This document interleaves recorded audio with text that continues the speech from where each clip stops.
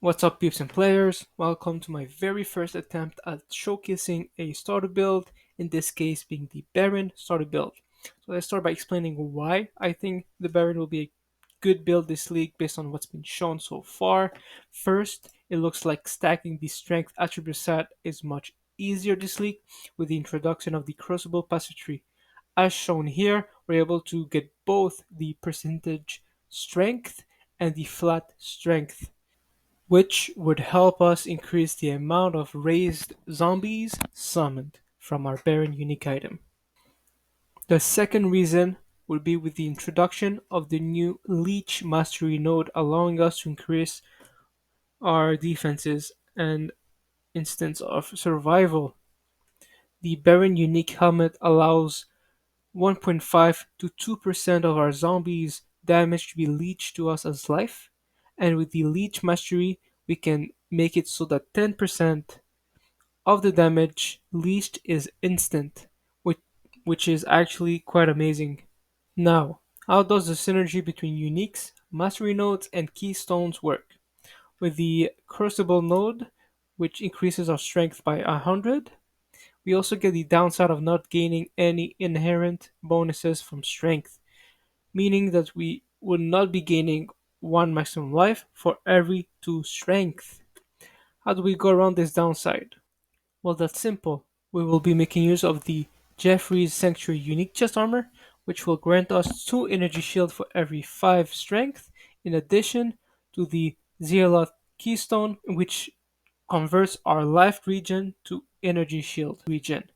The other unique, which helps against this downside, is the Shaper's Touch unique gloves, which provides us 1% increase ES for every 10 strength. So far, we've been able to handle the lack of life by switching over to Energy Shield. What about Chaos Damage? How can we defend against the Chaos Damage that can bypass Energy Shield? That's also pretty simple. We will take Chaos Inoculation. With this keystone, we lower our maximum life all the way to 1 point, when in return, we are immune to chaos damage. The good thing with this, we can make use of the new mastery nodes introduced this league. The armor and ES mastery will provide us with a 10% of physical damage from hits taken as chaos damage, and the 10% less physical damage taken while on full ES. We could also take the Armor Mastery plus 1 armor per 2 strength, or the plus 1 max res, which provides plus 1 res to all your elements, even chaos resistances. Since we're getting all our gear with armor bases, this can also be a good note to take. Now that we don't have any life to gain from the leech provided by Baron's unique helmet, we would have to take the Ghost Reaver Keystone, making it so that our life leech converts to energy shield.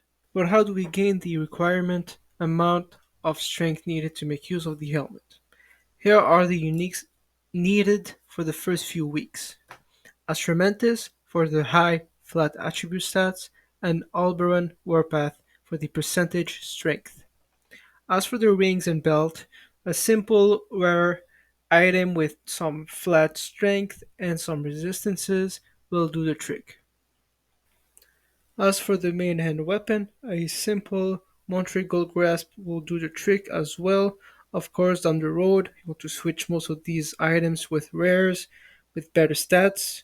Most likely, we'll make another video showcasing what kind of item you could upgrade to at the end game. As for the jewels, you would need 3 specific ones to increase your minions' defenses: Fortress Covenant and Quickening Covenant, providing the minions with both block chance and suppression chance. Efficient training will also be a good one for your jewel sockets in a specific part of the tree, which will be shown later. For the gems and links, for the chest armor, you want to have Raise Zombies, Multiple Strike, Brutality, Melee Physical Damage, Minion Damage, and Ruthless, and eventually upgrade them for the Awakened gems. As for the helmet, you want to have Raise Spectres, Animated Guardian, Minion Life, Meat Shield.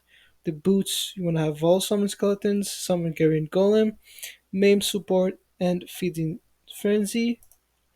The gloves, you want to have your auras such as Determination, Discipline, Defiance Banner, and purity of elements or vitality or anything else. One, you want to have the fresh offering for the attack buff, desecrate, and vulnerability gems since we're only dealing with physical damage. As for the shield, we're gonna have Convocation, Flame Dash, and a guard skill of your choice. Most likely for me, it's gonna be Molten Shell. For the Animate Guardian gear, for a low budget version, you can buy the Dying Breath and Leer Cast for damage, Doppelganger Guise and Southbound for defenses, and Victor of Flight for movement speed, which is a good quality of life to have. As for the high budget version, Kingmaker for our weapon slot, which provides good amount of defenses and offenses. Please keep in mind that we're making use of two different unique weapons, meaning that we have two different Crucible passive trees. I don't know how this is gonna work out when we merge them together, so we have to watch out for this.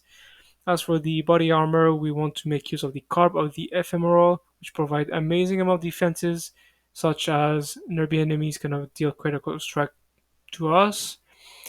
Then we have the Mask of the Stitch Demon, which provides amazing amount of life regen based on the Anime Guardian's maximum ES.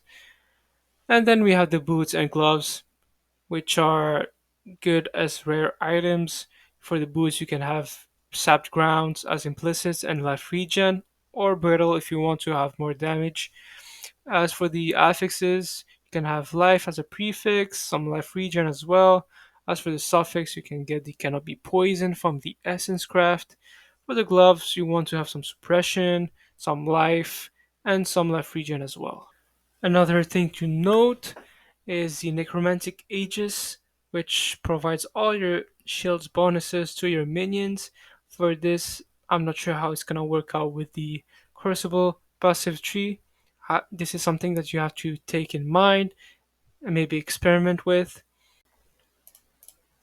For the passive skill tree, I'm going to give you a quick rundown on what I'm going to do. I'm gonna go for the Guardian Ascendancy from the Templar side. You can go for the Necromancer, also works pretty good. But on my guess, I'm going to go Templar. So you're first gonna get the Sanctity node over here, gives you armor, ES, life regen, and strength. Go to this minion node, Grave Pact for minion accuracy and double damage, with the Mastery of increased offering effect. Go down to the left, get the Sanctum Thought with the Mastery 10% of physical damage from hits taken as scales damage. Go up, get the minions node right here, Righteous Army and Redemption with the Mastery of Overwhelm 20% physical damage. Get the Aura effect and Reservation with the Mastery of Increase effect on you.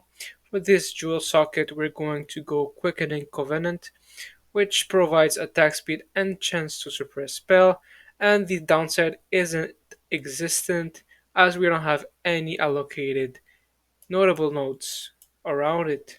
We go down, same thing over here. For this Jewel Socket, we're going to go Fortress Covenant for the increased damage and chance to block spell and attacks. And there's no other notables around it, meaning we don't get the downside from this jewel. Then we're going to go down, get the Inexorable Node, which provides 25% chance to get endurance charge when we get hit, more defenses for us, and the +1 armor per 2 strength, or the +1 all maximum resistances. And then we're gonna get these strength notes over here with the 5% attribute over here. Go down a little bit more and get the Champion of Gods with the 8% reservation efficiency over here. Then we're gonna go back up and we're going to start going to Shaper for the regen life. Then the block chances on Decay Ward. Then we're going to go to Farsight with the ES Mastery node that gives us 10% less physical damage taken while for ES. Go up, get this Jewel Socket, and put in Efficient Training for the conversion of Int to Strength. We'll then get the Grave Intention for the 20% maximum life as extra ES and the Chaos Resistance. Deep Wisdom for the 20 intelligence converted to 20 strength, and the 20s go up for the Lord of the Dead for maximum zombies and life and damage. We're going to get the Mystic Bulwark for the mana mastery node right here that gives 12% increased mana reservation efficiency of skills, and the block chance for spells, which will be good synergy with the Patient of Hope and the versatile combatant that we will most likely get if the Crucible passive works on shields as well for this keystone. Then we're going to go up, get some strength over here, get the keystone chaos manipulation with some reservation and aura effect over here. Go down, get the Ghost River keystone with some ES leech over here. Those are pretty garbage, but we're pretty much taking this for the mastery node that gives instant leech.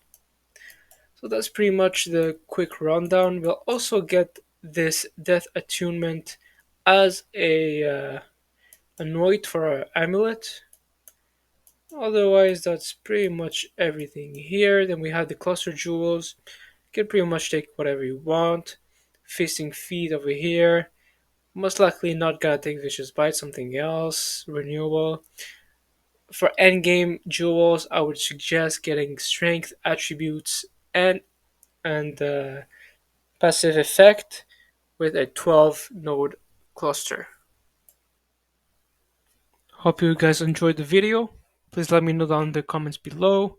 If you have any other suggestions, please let me know. I'll be happy to look into them, try to upgrade the build as it is. That's pretty much it for me today. Peace out.